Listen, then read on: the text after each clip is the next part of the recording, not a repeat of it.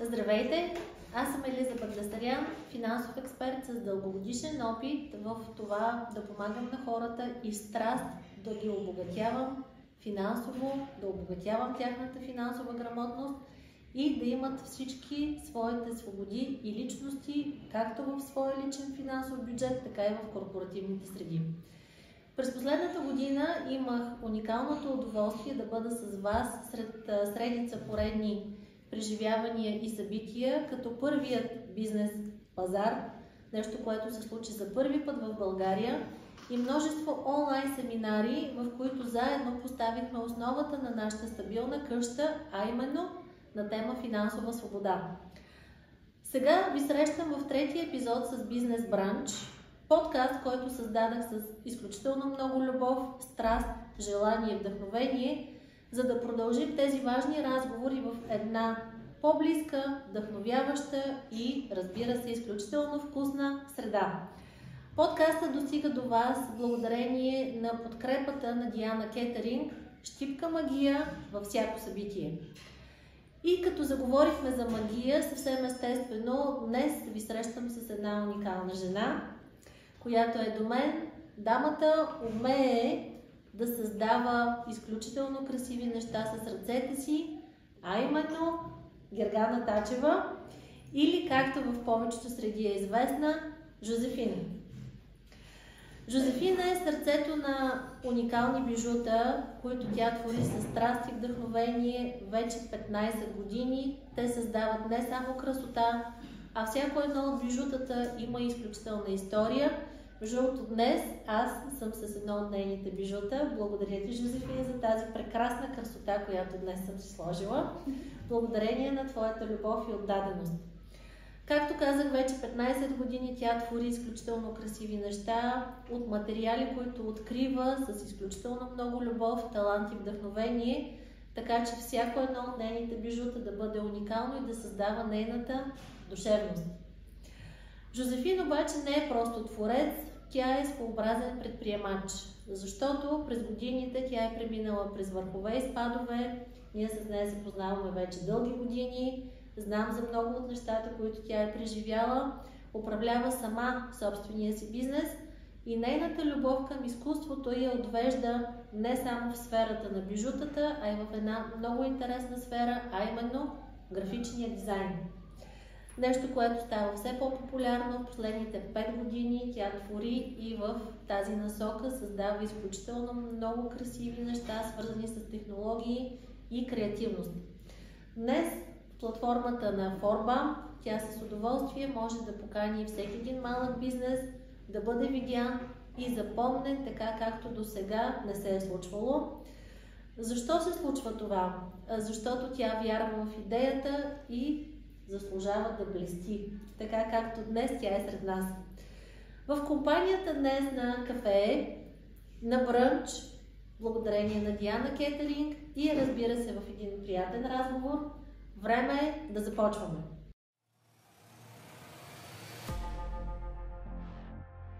Разбира се, първият въпрос, който искам да задам към теб е в тази приятна среда, в комплекс Диана, в частност Кетеринг, щипка магия за всеки един ден.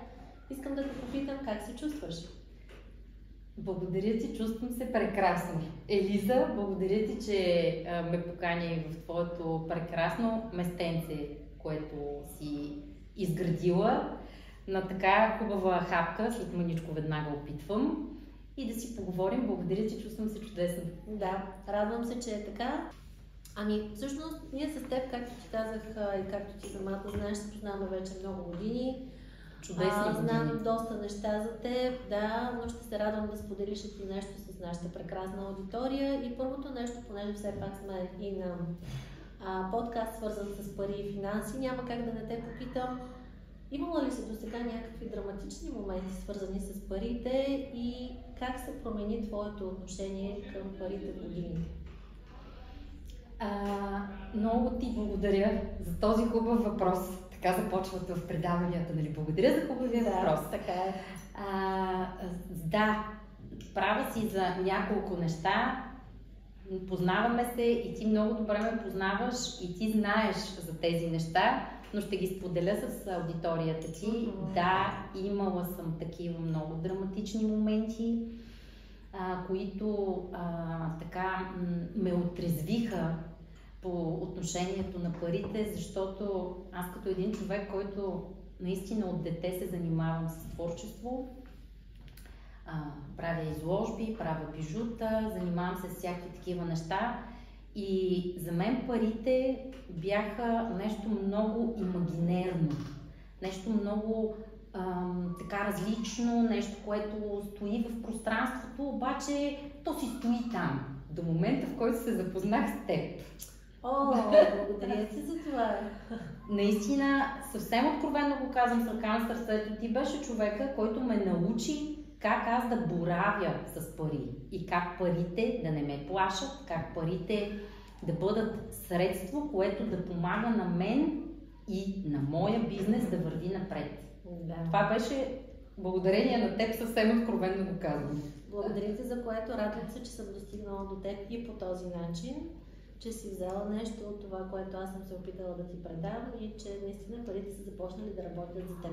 Абсолютно, абсолютно на 100%. Ние повече от 5 години се познаваме и трябва да кажа, че това за мен беше един преломен момент. Момента, в който се запознахме и започнахме да действаме и да работим заедно. Това много, много ми отвори очите. Да, ти си била готова да преминеш на следващото ниво, просто явно не си знаела как. И това е факт. Да. И това е факт. Да. Винаги е нужно някой, който лекичко да те побутне. Така е, нали знаем, че и най-добрите спортисти винаги имат треньор, който да им дава различна гледна точка. В съвременния език ментор. Ментор. Да. Нали, тук сме на подкаст, имаме ментор. Да, така е. Казвам го в рамките на шегата. Да. Всъщност на мен ми е така много интересно, може би на нашата аудитория ще е така, понеже на този въпрос нямам отговор.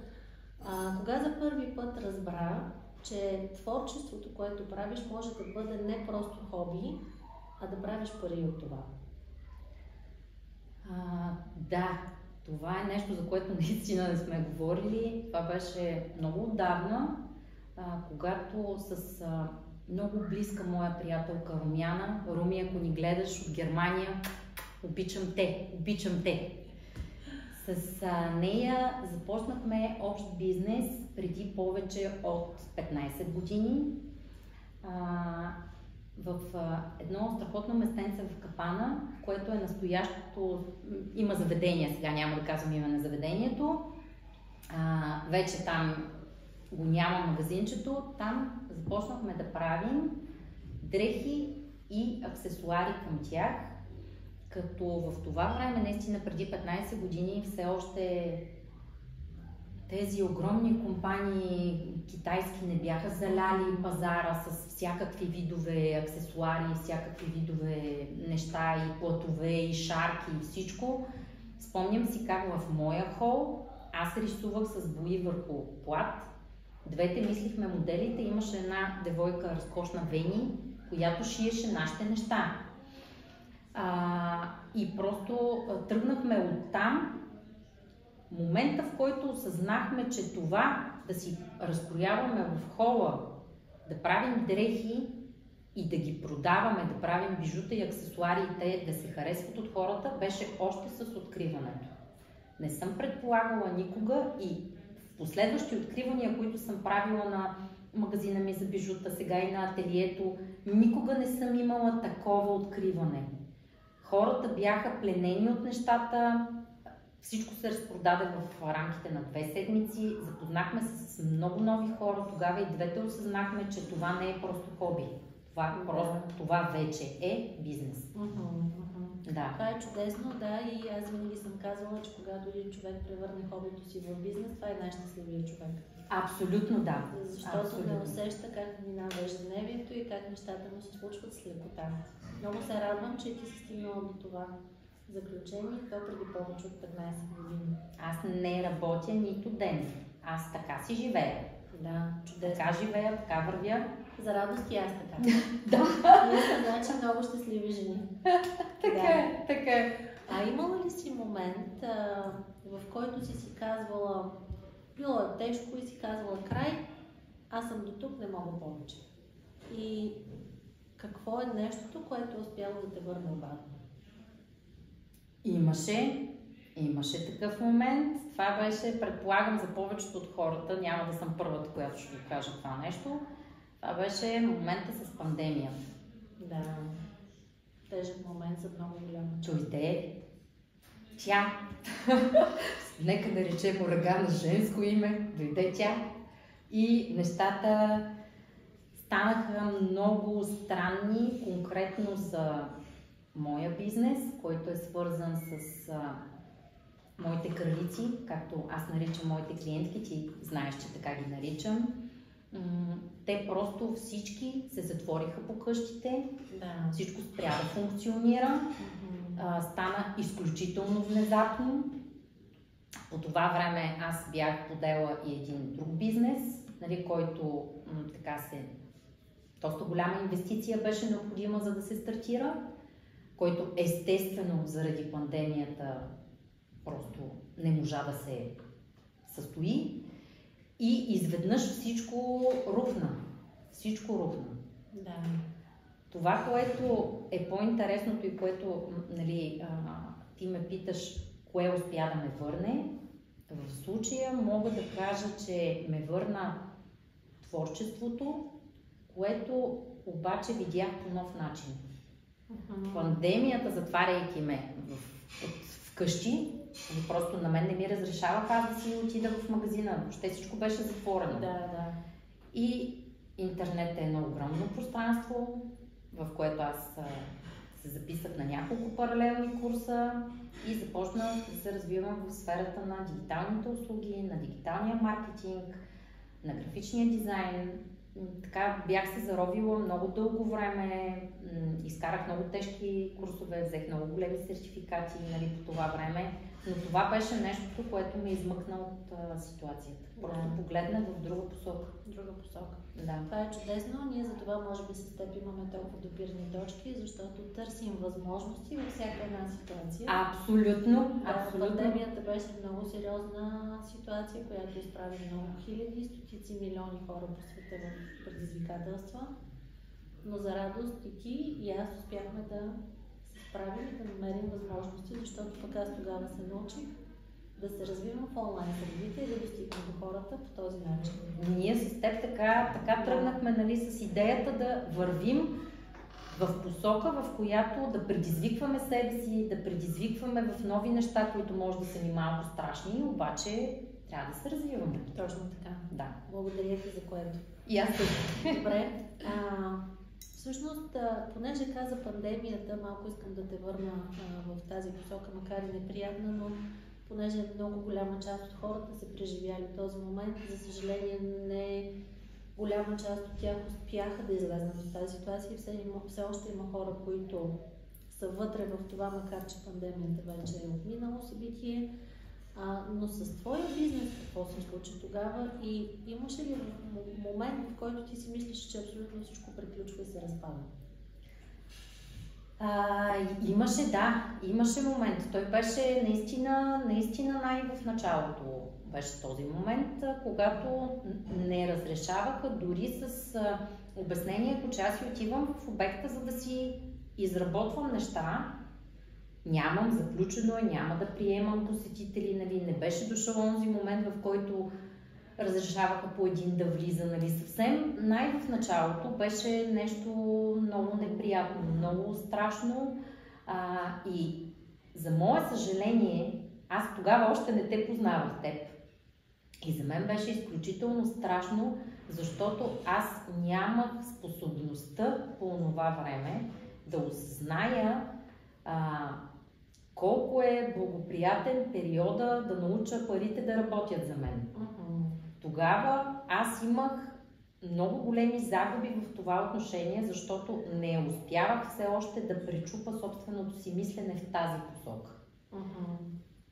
Няма Елиза на среща. Няма Елиза и какво правим? Страдаме. Да, така е.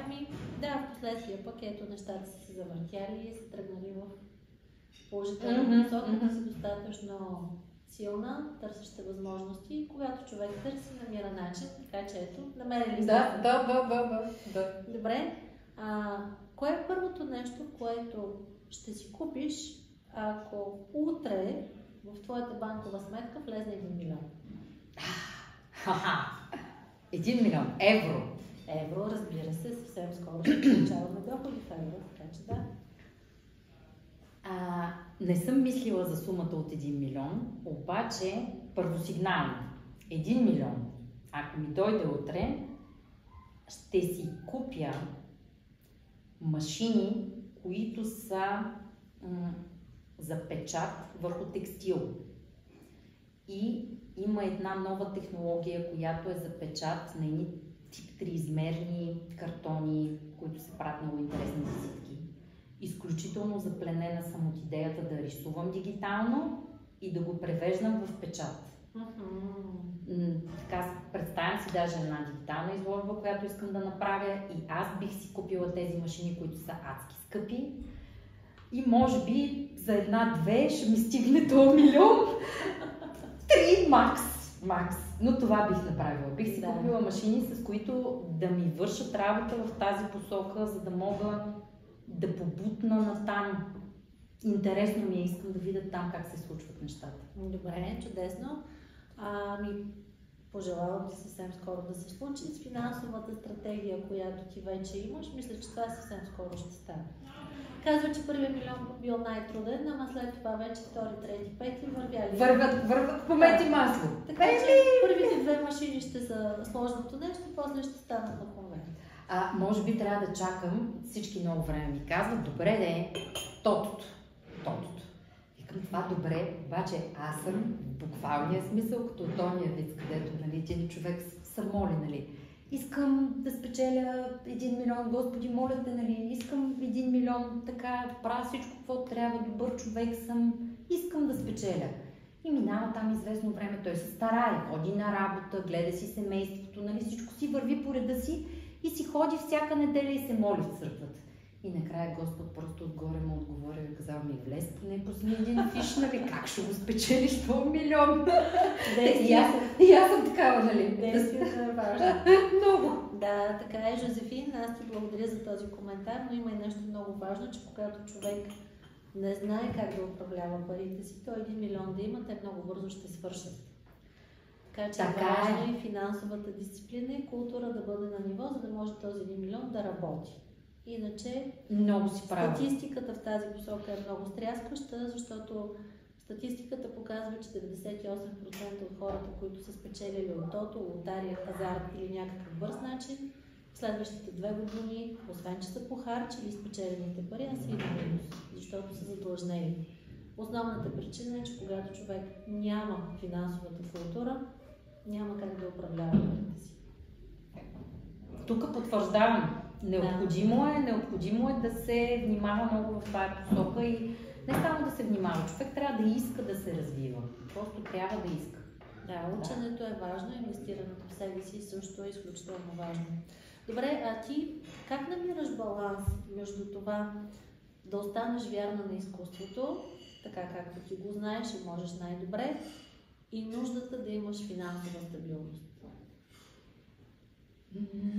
Баланс е много трудно нещо. Много трудно нещо, но аз като една видна везна с асцендент Козирог. Асцендентът е важен. Много, така. Търся го баланса постоянно и предизвиквам себе си с нови проекти. Защото аз като творческа личност няма да визирам всички творчески личности по света, просто ще говоря лично за себе си. Имам склонността от време на време да се потапям изключително силно в много голямо творчество, да творя, да правя някакви неща, които са мен ми носят душевна наслада, но в крайна сметка сиренето е с пари. Така че това са моментите, в които сядам, преосмислям, правя планове, защото според мен е много важно човек да работи по план. Колкото е странно, аз съм от тези миналото хилядолетие. Сядам на тефтерче, с химикалче, записвам. Нали, колкото и да съм дигитална, това са нещата, които все още правя. Освен, че имам няколко стотин документа в Google Drive, които съм написала, останалите са на тефтерчета и записвам разни неща, с които да балансирам това творчество. Правя нови проекти, по които да работя. Така създадах Бижу и вино. Защото това хем твора, хем се виждам с моите клиентки, хем има някакъв вид финансово отражение. Да, това е важно. Това е важно. Ние с теб сме си говорили много на тази тема, колко е важно да ценим един час труд. Да. И каква добавена стойност даваме на хората с нашите знания и умения, как това е нужно да има и финансово изражение, защото иначе хората го приемат просто за даденост, което пък не е в полза и на тях. Абсолютно. Или когато човек иска да подари на някой куче, това куче трябва да се купи, за да може да се грижи стопанина за това куче, именно свързано с финанси. Добре, кое беше най-доброто ти финансово решение, което си взела до сега и как разбра, че е най-доброто финансово решение? Ще кажа следното нещо. От днешната ми позиция, според мен най-доброто ми финансово решение е било да се присъединя към компания, която се занимава с разработка на софтуери за дигитални продукти. Forbump, както ти казала в представянето ми, е такъв дигитален продукт. Аз станах съдружник в тази компания преди малко след пандемията. Не беше лесно решението. Съдружниците ми ме подтикнаха към това нещо. Проведахме няколко стотин разговора, но от днешна гледна точка това е най-доброто ми финансово решение, защото това ме поведе в друга посока. Това преобърна цялото ми съществуване, показа ми нови хоризонти, научи ме да виждам нещата по различен начин. Да. Така че това беше моето решение. Това беше моята крачка напред. Чудесно. Супер.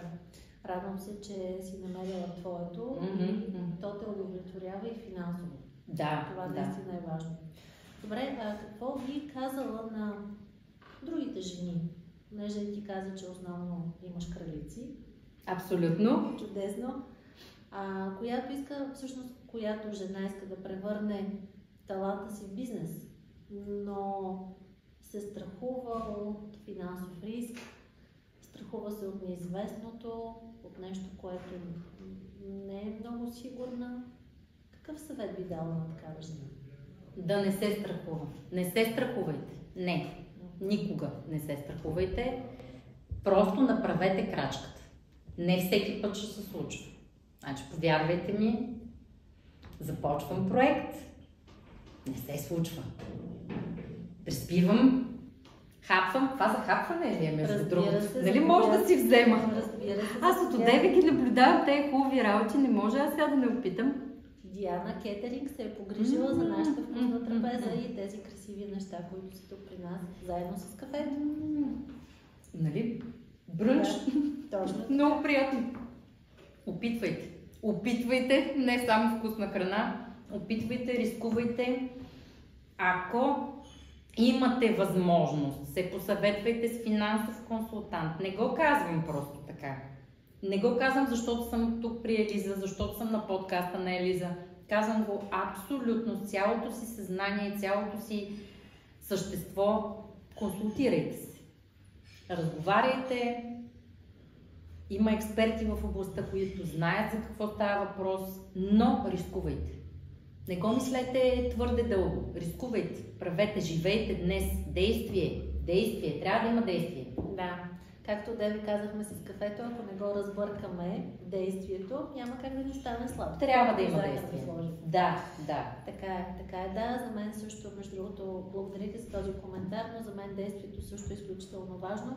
Особено когато човек действа сега и на момента, дори и да сгреши, както се е случвало и в твоите ситуации. Не веднъж. При мен, разбира се, това е част от играта, но когато човек действа, той има време да реорганизира грешката си, така че следващ път да не я допуска отново. Но това става само през действието. Ако тръгнем да мислим и да разсъждаваме, някакси нещата много бързо приключват. Приключват, потъват, остават и си казваш, ами ако, ма няма такъв момент, ами ако действие, като не стане, преживяваме го малко по-емоционално, нали така? И после действие. Началото. Да. Точно така е. Да. Добре, графичният дизайн, нещо, което е твоята страст, все повече и повече, и парите. Двете неща има ли формула, в която да ти носи стойност, която да ти дава нещо добавено, тази комбинация? Графичният дизайн е наистина много силно мое, не само начинание, аз го приемам като мое лично призвание. Това е нещото, което ми е най-силно свързано с рисуването, което съм наследила от татко. И с любовта от действието от мама, да не кажа, че не съм казала нищо за нея. Важно е това. Важно е, семейството е важно нещо, но графичният дизайн и парите са нещо, което в настоящия свят вървят ръка за ръка. Но по-скоро тук аз бих казала, че графичният дизайн е начинът, по който визуално можем да изразим себе си в дигиталния свят. И това, което аз се старая да придам стойност, е да помогна на клиентите, с които работя, те да предадат визуално себе си. Защото идеята тук е да представя тях. Много често стигаме до разговори и коментари, в които да тръгнем в посока, в която те виждат нещата по правилния начин. Тогава вече идва устойностяването на нещата. Хубаво е да се вържат нещата, хубаво е да има едно припокриване, но графичният дизайн е любов за мен, стойността идва след това. Да. Тук може и да ми се скараш, обаче първо ми е любов, после вече са парите. Да. Също за всяко едно нещо, което човек започва с страст и любов, разбира се, че парите са резултати, са вследствие. Няма как. Да, не бих ти се скарала в тази посока, защото аз действам на същия принцип и функционирам на същия принцип.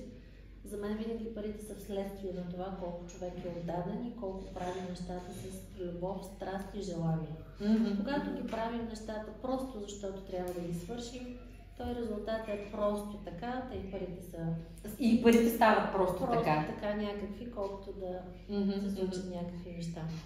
Добре, понеже си преживяла доста и финансови сътресения и доста така неща, които са случили в живота, от които си научила разни работи, коя беше най-ценната ти финансова грешка, от която си научила и нещата, които си преживявайки, така че да не допускаш отново? Сещам се за една фрапантна финансова грешка, която стана покрай пандемията, целият катаклизъм. Много обмислено тръгнахме, но твърде емоционално в един проект голям, който в последствие заради пандемията, наистина подчертавам го това нещо, но то си беше такъв момент, който ние нямаше как да предвидим. Много голяма инвестиция се вкара там, която смея да твърда до ден днешен се случват, още сърбам негативи от цялата история, но ме научи това нещо да не бъда толкова силно емоционално превързана към даден проект, защото много по-трудно се преживява това нещо. Парите, те се нагласят, те се намират, те се оправят. Това ме научи. Научи ме, че света на бизнеса е малко по-суров. После пак имах едно така преживяване с платформа, която разработихме във въпросната софтуерна компания, за която разказвах. която обаче нямаше как да бъде конкурентна на огромните платформи тип Тему. Няма как. Да. И това също беше един много силен емоционален проект за мен, с много енергия вложена вътре, с много внимание към детайла, който обаче не се състоя. Нали? Преглътнахме го, преживяхме го и продължихме нататък. Просто това е в света на бизнеса, нещата се случват така. Аз не се бях сблъсквала, когато се занимавах изцяло с бижутата и само с моите дами, не се бях сблъсквала с тези неща. Тогава за мен бизнеса наистина беше далечна дума. Много добре си оперирах собствената фирма, но те и времената бяха много различни. Да, така е. И времената бяха различни, да. И просто това ми беше ценният урок, който ме накара да се обърна към експерт, да видя нещата под различен ъгъл, да се срещна с теб, двете да започнем да развиваме други неща, с други хора да започна да работя, за да мога да погледна нещата в друг вид перспектива. Да. Моят професионален съвет към аудиторията точно в тази връзка е, че винаги в такива ситуации човек е нужно да има буферен вариант или буферни средства, които да стоят настрани, за да може да не ни разклащат по време на пандемия, епидемия, здравословни ситуации или когато някой човек реши да си тръгне от нашия екип или когато нещо се случва независещо от нас. Един такъв финансов буфер винаги е нужно да бъде наличен. Но малко повече, ако човек иска да получи информация, тук сме на линия да дадем съвет и да дадем насоки. Добре, един така малко по-женски въпрос. Имало ли е момент в твоя живот, чисто професионален, в който банковата сметка е била празна? Казвам женски, защото ние жените не обичаме да се стига до там. Нали? Женският фонд е много важен. Много е важен, но има. Но имала ли си такъв момент? Имало е такъв момент, имало е неприятен момент. Много неприятен момент, така събуждате на всякакви нива. Отваряте се чакрите на всякакви нива. Но тогава пък мога да кажа, че вдъхновението е по-силно. Защото аз не съм от хората, които лягат и се вайкат. Просто започвам да си мисля какво може да се направи в тази ситуация, така че да се тръгне в друга посока, нещо да се подхване. Нали, хората, които ме познават повече, знаят, че аз не съм на едно място. Аз работя по 3-4 проекта едновременно. И тогава съм работила по 3-4 проекта едновременно. И да, и в такъв момент ми се е случвало. Просто това са житейските уроци, които научавам по трудния начин. Да. Имаме ги тея, по трудния начин. По трудния начин, така е. Както при децата, като кажем, там е топло котло на пари, детето отива, пробва и разбира, че пари, но вече се научава за цял живот. Ето това е. Така е. Това е, да. Добре, ако сега се върнеш назад, какъв съвет ще дадеш на 20-годишната Жозефина? Със сегашното ти разсъждаване? Да запише икономика и да започне някакви финанси. Рано, бизнес, мениджмънт, предприемачество. Необходимо е. Необходимо е да се върви в тази посока, защото иначе влиза се в една друга сфера, в която по-трудно се учиш от живота. По-трудно. Просто бих и казала, учи финанси, запиши се на курс, срещни с Елиза. По-младото аз, запознай се с по-младата Елиза. Не се бави, не се тутай. И така. Да, така е. Наистина имаме нужда често от професионални насоки. Както ти твориш красиви бижута, както се грижат за нашия добър външен вид специалисти, така е важно и да се обръща към специалисти, когато имаме нужда от съдействие. Между другото, в годините назад много често се смеехме на хора, които си викат специалисти, едва ли не да им завият кружката, но май достигнахме до това ниво, в което е важно да се обръщаме към хора, когато имаме нужда от съдействие, професионално при това. Това според мен аз го виждам, че е някакси една българска черта такава, без да искам да обида нито един българин. Аз обожавам факта, че съм българка, обожавам това, че живея в България, не искам да съм на друго място. Но просто това е някакси наша балканска черта, така ще го кажа, балканска, в която, аз всичко мога. Нали, аз мога и да си зашия и роклята, мога да си направя, колко му е сега да нанижиш тук 3 маниста на едно такова, направи си едно герданче. Колко му е да си направиш сега тук разход, приход, нали, защо ти е счетоводител, например? Ма как защо ми? Аз без моята счетоводителка не мога да дишам. Това е съвсем сериозно и тя знае много добре, сега специално към теб се обръщам. Просто нещата са много сериозни и трябва да ги поглеждаме от тази гледна точка. Това е едно мое виждане. Когато другите са добре, аз също съм добре. И не го казвам, защото съм някаква самарянка. Не. Имам предвид следното нещо. Значи, твоя бизнес върви, ти си добре, печелиш добри пари. Това за мен е супер чудесно.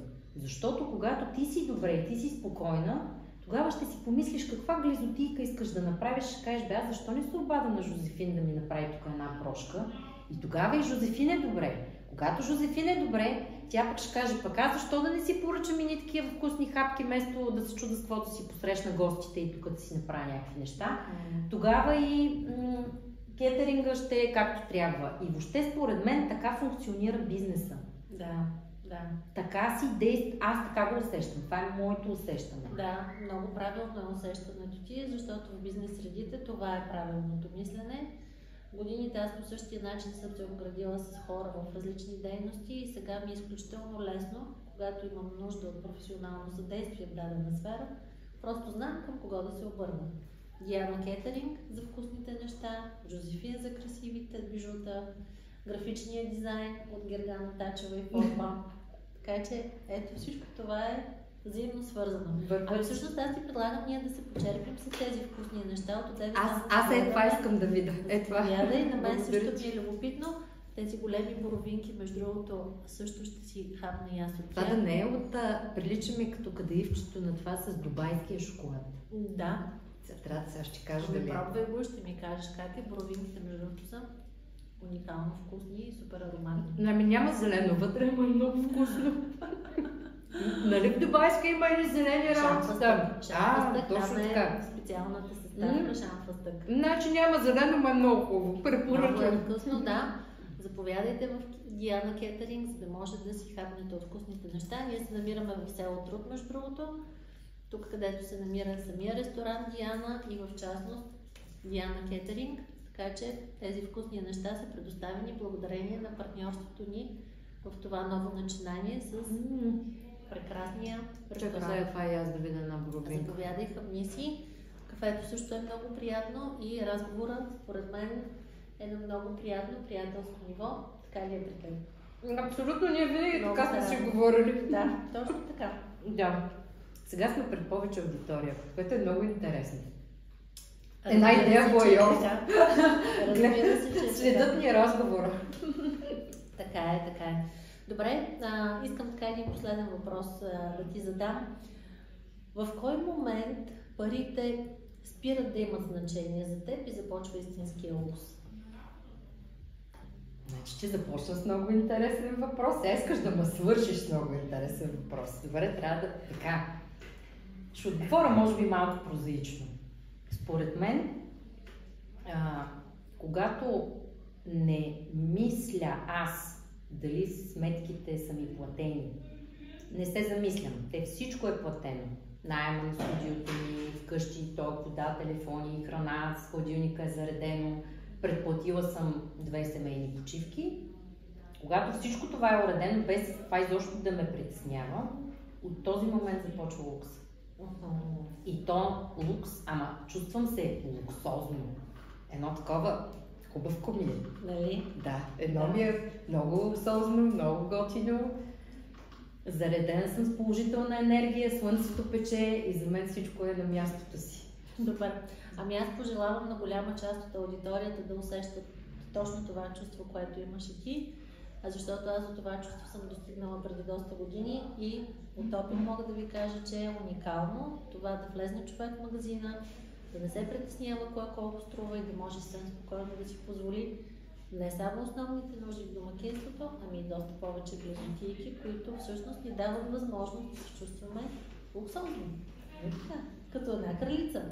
Луксозно като кралица. Ти много хубаво завършваш, обаче аз сега ще направя нещо, което изобщо не е коментирано. Аз искам да ти задам един въпрос. Слушам те. Значи не можеш то така, само ти ще въпиш някакви работи. По принцип тук постоянно говорим от одеве на нашата, така, на твоята аудитория, обръщаме се, говорим, колко се познаваме, добре си работим. Те чуха 6 пъти, нали, че ние добре си работим заедно. Обаче аз искам, и наистина това го казвам съвсем откровенно, няма нищо заучено, тук сега ще се стреляме. Ако ти трябва сега да се обърнеш към човек, който да се запознае с теб и ти да му промени живота така, както промени моя, ти да го, силно изказано, да го вземеш под крилото си, да му помогнеш той да расте, да се развива, да върви напред, да изкарва повече пари, да се научи да не се страхува от парите, да се научи как парите да работят за него. Какво трябва да направи този човек? Каква е случката? Какво трябва да се случи? Да кацнат извънземните? Не, това със сигурност не е така. Всъщност въпросът ти наистина е много интересен и аз ти благодаря за това, че ми го задаваш, защото най-вероятно голяма част от аудиторията имат същите питания, каквито и ти. Какъв трябва да е този човек? Някакъв много специален трябва. Със сигурност не трябва да има 3 ръце и 4 крака, а съвсем нормални физически характеристики, като това да е с 2 ръце, 1 глава и 2 крака. Но нещото, което е много важно в това човек да се развива, е да иска да се учи, да има нуждата непрекъснато да открива нови и нови неща. Както аз откривам за себе си, че колкото повече знам, разбирам, че има още много повече да науча и това за мен е уникален мотиватор и стимул. Другото много важно нещо е човек да има блясък в очите. Този блясък в очите и тези пеперутки в стомаха, които аз в годините съхранявам вече 20 години, са за мен изключително важен мотиватор. И когато срещна такъв човек, аз виждам този блясък в очите му, защото този блясък не се научава. Човек или го има, или го няма. Той не се придобива. Айнщайн е казал нещо много интересно. И най-талантливите и успешни хора имат 2% талант и 98% труд. Тоест, всяко нещо е способно човек да научи, но не може да се научи блясъка в очите и желанието за развитие. Това просто човек го носи в себе си. Така че това са хората, които аз искам да срещна, хора с които мога да работя и хора с които имам много какво да се покорява и още много върхове да се достигат. Блясък не от насрещни фарове. Със сигурност не. Искат. Просто хора, които искат и не се страхуват. Не се страхуват да питат, не се страхуват да учат, не се страхуват да се провалят, не се страхуват да грешат. Защото провала и грешката е част от играта. Важното е да се учим от тези провали и грешки. Аз много обичам да казвам на детето ми вкъщи, което е доста голямо, вече не е дете. Обаче падаш, случило се е провал, изтупваш се, наместваш си короната и продължаваш. Величествено. Точно така. Всъщност това са моите хора. Хора, с които аз наистина мога да намеря общ език и самите тези хора ме вдъхновяват аз самата да се развивам и да уча. Обадете се. Да. Нямам какво да кажа. Аз си пия кафе, вие се обадете. Аз я познавам. Така е, съдбата ни събра по някакъв случайен или може би не толкова случайен начин и винаги съм казвала, че нещата се случват точно когато трябва да се случат, така че аз силно вярвам, че тези хора с блясък в очите са там някъде, просто е въпрос на време да ги срещнем. Да. Много ти благодаря за този въпрос, наистина ме изненада. И по сценарий не беше подготвен, но ти благодаря за което. Очаквай неочакваното.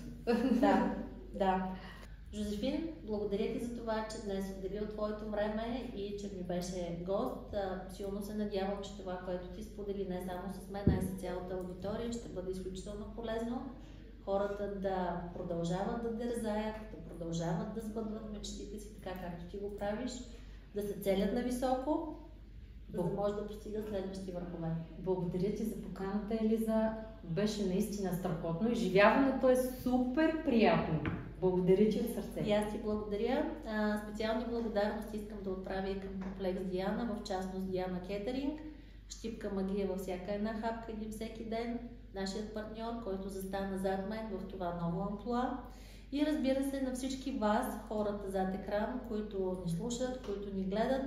Надявам се този епизод, както и предишните, да ви е дал една нова перспектива, една нова гледна точка, едни нови възможности, върху които вие да разсъждавате и напред във времето да имате възможността да пробвате без страх различни неща, свързани с финанси и лична мотивация. Освен това, за мен това е много важно за всеки един човек да направи следваща крачка към своето финансово спокойствие, финансова стабилност и бъдеще. Ще се радвам да продължим и този разговор в следващите епизоди, както и да споделите вашите мнения, коментари, препоръки и насоки и разбира се, да цъкнете камбанката, така че да може да следвате и следващите епизоди, които предстоят. Очаквам ви в следващия епизод на Бизнес Бранч, там където съм подготвила специален гост, но към момента това ще остане просто като специален гост, за да разберете по-нататък, последвайте ме в моя YouTube канал. Пожелавам ви успешен ден и до скоро!